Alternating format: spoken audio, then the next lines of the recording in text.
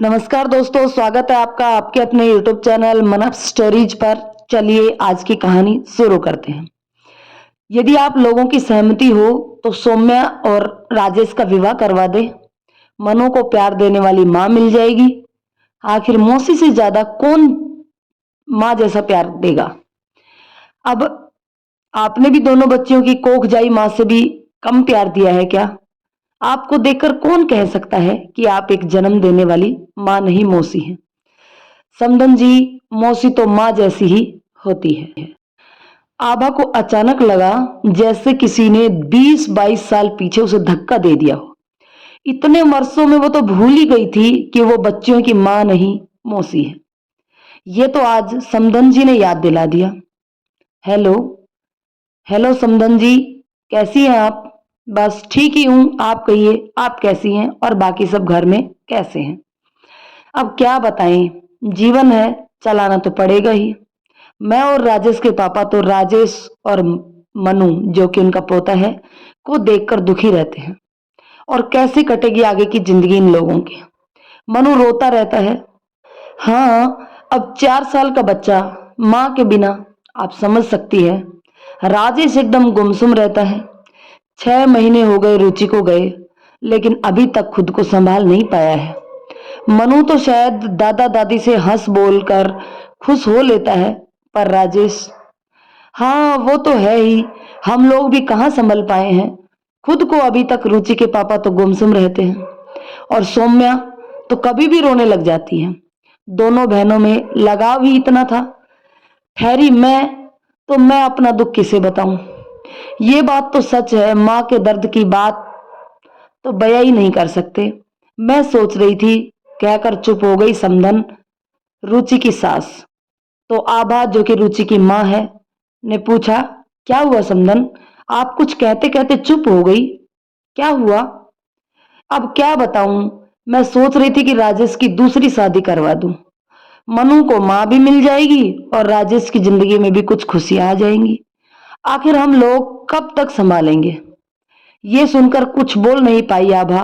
तो समधन ने ही कहा, यदि आप लोगों की सहमति हो तो सौम्या और राजेश का विवाह करवा दे। मनु को माँ भी मिल जाएगी और आखिर मौसी से ज्यादा कौन माँ जैसा प्यार कर सकता है। अब आपने भी दो बच्चियों को कोखजाई माँ से कम प्यार दिया है क्या? आपको देखकर कौन कह सकता है कि आप जन्म देने वाली माँ नहीं मौसी हैं। समधन जी, मौसी तो माँ जैसी ही होती है। आभा को अचानक लगा जैसे किसी ने 20-22 साल पीछे धक्का दे दिया हो। इतने वर्षों में वो तो भूल ही गई थी कि वो बच्चियों की माँ नहीं मौसी है। ये तो आज समधन जी ने ही याद दिला दिया। ओह, एक लंबी सांस ली आभा जी ने।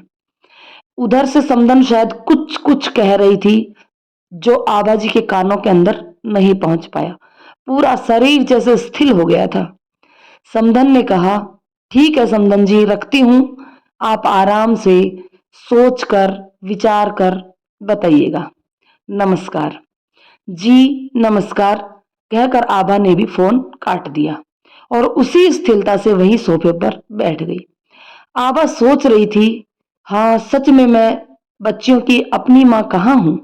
मैं तो मौसी हूं, विभा दी की सोत। विभा दी और आभा विभा दी आभा से 5 साल बड़ी थी। विभा की जब शादी हुई थी तब आभा 18 साल की थी और जीजाजी विनोद विभा से 5 साल बड़े। विभा की शादी बड़ी धूमधाम से हुई। आभा ने अपनी दीदी की शादी में खूब मस्ती की थी। बस दीदी की विदाई में फुट फुट कर रोई थी। आखिर सबसे करीबी वही तो थी आभा के, जिससे वो अपनी हर बात शेयर करती थी। विभा भी अपनी छोटी बहन आभा को दिलो जान से प्यार करती थी। समय बीतते गया, विभा के 2 प्यारे प्यारे बच्चे हुए। आभा को विभा के ससुराल कम ही जाने दिया जाता था, क्योंकि 30-40 साल पहले कुंवारी जवान बेटियों को बहन के ससुराल में या कहीं और कम ही आने जाने दिया जाता था। विभा के बच्चों से आभा को बहुत लगाव था। उसे देखने 2-4 बार वो जरूर गई थी विभा के ससुराल। बाकी समय विभा को ही मायके में बुला लिया जाता था। एक दिन दोपहर में फोन की घंटी घनघना उठी। 30-40 साल पहले फोन नहीं थे, टेलीफोन लैंडलाइन टेलीफोन ही था। फोन अक्सर घर में वही उठाया करती थी। इसी फोन पर घंटों दीदी से बात भी किया करती थी। आज भी उसने दौड़ करके फोन उठाया। हेलो। हाँ हेलो। समधी जी हैं क्या? बीसलपुर से राजेश के पापा बोल रहा हूँ। बहुत ही गंभीर आवाज थी। प्रणाम अंकल जी, बाबूजी अभी घर पर नहीं है। कोई बात नहीं, कोई बात हो तो मुझे बताइए, मैं उन्हें बता दूंगी। वो क्या है न? जी अंकल जी, वो विवाह बिटिया अब नहीं रही। गैस ब्रस्ट हो गया जिसमें बिटिया, इतना कहते कहते उसके आवाज भर्रा गई। क्या? कब? आबाजी को अपने कानों पर विश्वास नहीं हो रहा था। दोपहर का खाना बना रही थी कि मैं अभी अस्पताल से बोल रहा हूँ बेटी, समधी जी के पहुंचते ही घर पर बता बात करवाना, हम लोग अब घर जा रहे हैं, कहकर उन्होंने फोन रख दिया। आबा के कान और दिमाग दोनों सुन्न पड़ गए थे। ना तो कहते कुछ बन रहा था और ना ही सुनते। कुछ देर तक यूं ही फोन को हाथ में पकड़े रही, जैसे रखना ही भूल गई हो। आभा की माँ आभा आभा पुकारते हुए आई। आभा को फोन पकड़े बुत बने देख बोली, क्या हुआ रे? ऐसे क्यों खड़ी है? किसका फोन था? आभा ने कोई जवाब नहीं दिया। उसने तो जैसे कुछ सुना ही नहीं। माँ ने फिर उसकी बाह पकड़कर हिलाते हुए उससे पूछा, बोल क्या हुआ? आबा के फोन हाथ से फोन का रिसीवर गिरकर झूलने लगा। आबा अपनी माँ से लिपटते हुए रोते रोते बोली, माँ, दीदी। क्या हुआ दीदी को? क्या हुआ उसे? बोलो। माँ, दीदी के ससुर जी का फोन आया था अस्पताल से। हाँ तो? माँ ने कपकपाते हाथों से आबा को झकझोरते हुए पूछा। बोलो क्या हुआ? क्या बोल रहे थे समझी जी? हिचकते हिचकते वह माँ, दीदी अब नहीं, इसके आगे वह नहीं बोल पाई। तभी उसके बाबूजी भी बाहर से आ गए। दोनों को इस तरह देख आशंकित होकर पूछा, क्या हुआ? तुम दोनों इस तरह क्यों हो? माँ घबराते हुए बोली, सुनिए जी, जल्दी से समधी जी को फोन लगाइए। क्यों? क्या बात है? आप लगाइए तो सही। बाबूजी फोन लगाकर कोई नहीं उठा रहा। फिर से मिलाकर देखिए। बाबूजी पूछते हैं, बताओ भी कुछ। और फिर फोन मिलाने लगे। उधर से आवाज आई, समधी जी। हाँ हाँ समधी जी, नमस्कार। समधी जी, बहुत बुरी खबर है। आबा बेटी खाना बनाते समय गैस की आग में झुलस गई। हम उसे लेकर अस्पताल पहुंचे तो डॉक्टरों ने उसे मृत घोषित कर दिया। क्या? अभी वहीं से आ रहे हैं, आप लोग आ जाइए, अंतिम दर्शन कर लीजिए। बाबूजी तो वहीं थोड़ी देर बैठ गए और आंखों में आंसू बहने लगे। फिर कुछ देर बाद दीदी के ससुराल जाने के लिए निकल गए। इच्छा तो मेरी भी बहुत हो रही थी, किंतु हमारे लिए बहुत पाबंदियां थी, इसलिए मैं नहीं जा पाई। इधर माँ के मुंह से एक ही बात बार बार निकल रही थी कि बच्चे कैसे रहेंगे। 10-15 दिन बीत गए। एक दिन विभा के ससुर जी का फोन आया, जिसे बाबूजी ने उठाया। अब फोन आभा नहीं उठाती थी। उसे फोन की घंटी से डर लगने लगा था। बाबूजी को दीदी के ससुर अपने बेटे यानी जीजाजी की शादी मुझसे करवाने को कह रहे थे। यह सुनकर तो दीदी के जाने के गम के साथ साथ आभा को डर लगने लगा। जीजाजी के साथ शादी की बात सोचकर उसका मन उदास रहने लगा। आभा सोचती कि उस व्यक्ति के साथ मैं कैसे शादी कर सकती हूँ जो दीदी के सर्वस्व थे। जब से दीदी के ससुर ने बाबूजी से मेरी शादी की बात की, तब से माँ बाबूजी को गंभीर मुद्रा में विचार विमर्श करते देखती थी।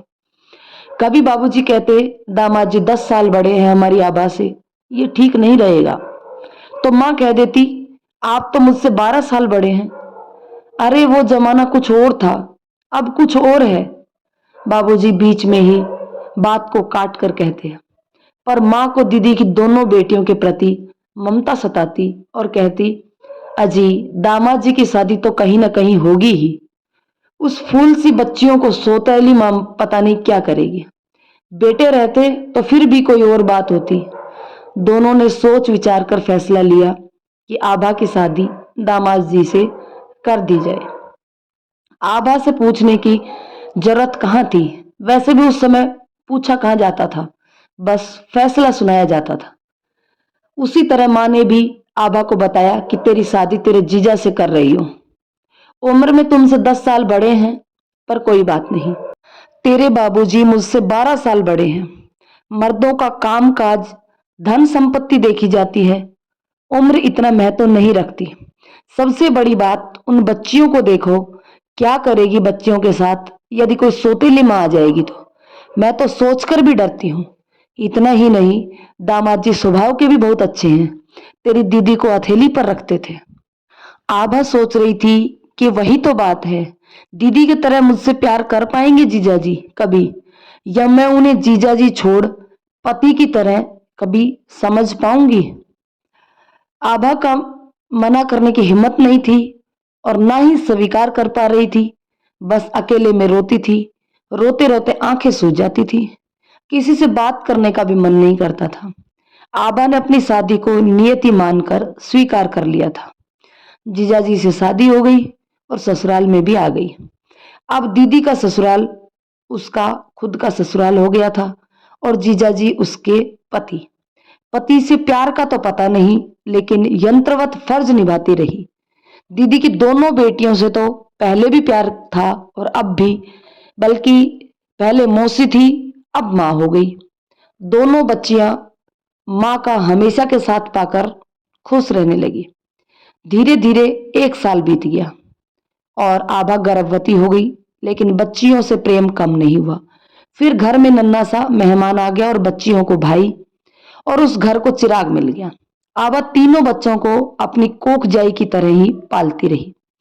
पुत्र के पैदा होने के बाद पति का स्नेह भी बढ़ गया, लेकिन आभा को पति में जीजा नजर आना बंद नहीं हुआ। इसलिए अधिकतर औपचारिकता की बातें ही होती थी। प्रेम मोहब्बत की बातें तो जैसे उसके लिए काल्पनिक बातें थी। उसका समय उन्हीं 3 बच्चों के इर्द गिर्द घूमता था। धीरे धीरे वह भूल गई कि दोनों बच्चियों की वह मौसी से मां बन गई है। समय पंख लगाकर उड़ने लगा। बड़ी बेटी रुचि पढ़ाई खत्म होते ही शादी कर दी उनकी। जल्दी ही एक प्यारा सा नाती की नानी भी बन गई। छोटी बेटी सौम्या मेडिकल की पढ़ाई कर रही थी। अपने पैरों पर खड़े होने से पहले तो शादी की बात सुनना भी उसे पसंद नहीं था। फिर अचानक रुचि की तबीयत क्या बिगड़ी जो ठीक ही नहीं हुई। बहुत इलाज करवाया, पर होनी को कौन टाल सकता था। एक बार ये विचार आया कि सच में मनु कैसे रहेगा मां के बिना।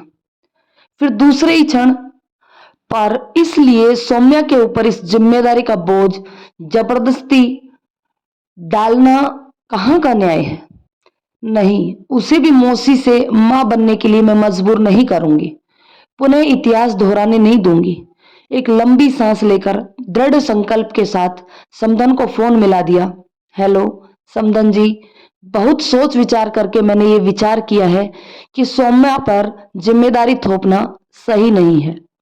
आखिर बेटियों को भी अपना जीवन साथी चुनने की आजादी होनी चाहिए।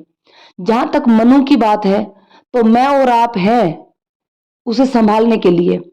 एक सांस में कह गई आभा। उसे लगा जैसे सीने पर से बहुत बड़ा बोझ था जो अब हट गया है। तो दोस्तों, ये कहानी आपको कैसी लगी कमेंट करके जरूर बताइएगा। यदि कहानी पसंद आई हो तो कहानी को लाइक शेयर करें और यदि चैनल पर नए हैं तो प्लीज चैनल को सब्सक्राइब जरूर कर लें। धन्यवाद दोस्तों।